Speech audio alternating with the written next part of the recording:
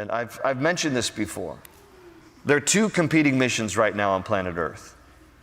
There's the mission of the world, and there's the mission of the church. The mission of the world, their motto is, be conformed. The mission of the church, our motto should be transformed. So the mission of the world goes like this: be conformed. You just conform to our values, our ideas, our principles, our vaccine, whatever it is, we're going to tell you, you just need to be conformed. Don't ask any questions. We're smarter than you. Just shut up and do what we tell you to do. That's the whole idea. The whole mindset of the world is just be conformed to our mold, our image. We'll tell you what you need to know. We'll tell you what you should do, how you should behave, how you should think. Did you know that in Michigan, just this week, like on Friday or Thursday of this past week, the Michigan State House passed a law compelling speech. And the law that was passed, now it hasn't been confirmed by the Senate, but Governor Whitmer said she's going to sign it into law if it passes the Senate too. The House in Michigan passed a law making it a felony if you misuse pronouns. Okay? The punishment, 5 years in prison, up to 5 years in prison, up to $10,000. A felony.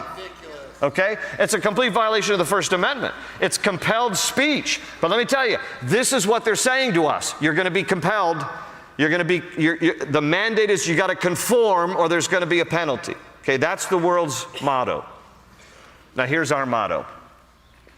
We want people to know that you can be transformed through the power of Jesus Christ. Amen. To know Him, to love Him, to surrender your life to Him, and then to experience a completely transformed life. And when that happens, your values change, your perspective changes, your priorities change, everything changes one heart at a time, and that's how we can influence culture when we help people understand the transforming power of a personal relationship with Jesus Christ. That's transformation.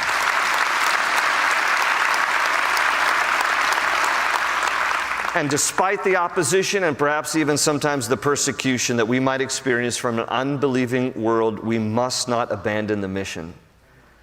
Jesus said in Luke 19:13, "Occupy till I come." You need to still be engaged, church. Please, I say this all the time, don't sit it out. Don't sit on the sidelines. Stay engaged.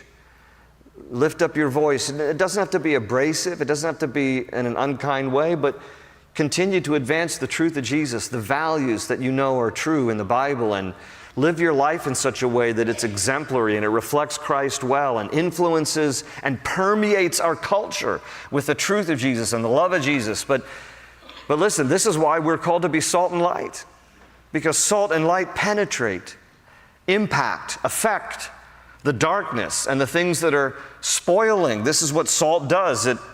It sanitizes. Salt preserves. Light shines in the darkness. This is why Jesus told us to be these things. In fact, Ronald Reagan, he would often talk about how America is that shining city on a hill.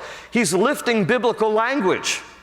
And it was a veiled charge to Christians, because Jesus is the one who said it. It's Matthew 5:14-16. You are the light of the world.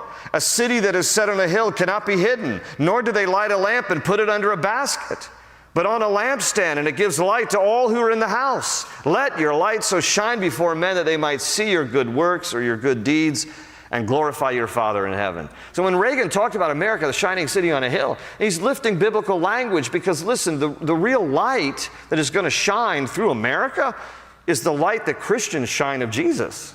It's when we understand and are grateful for our heritage, the godly heritage, where we want to do all we can to impact our world for the glory of God, where we spread the ultimate story of freedom through faith in Jesus Christ. May the life, ministry, and death of Jesus Christ not be in vain, but may we continue to tell people about the ultimate freedom that is found through faith in Jesus Christ.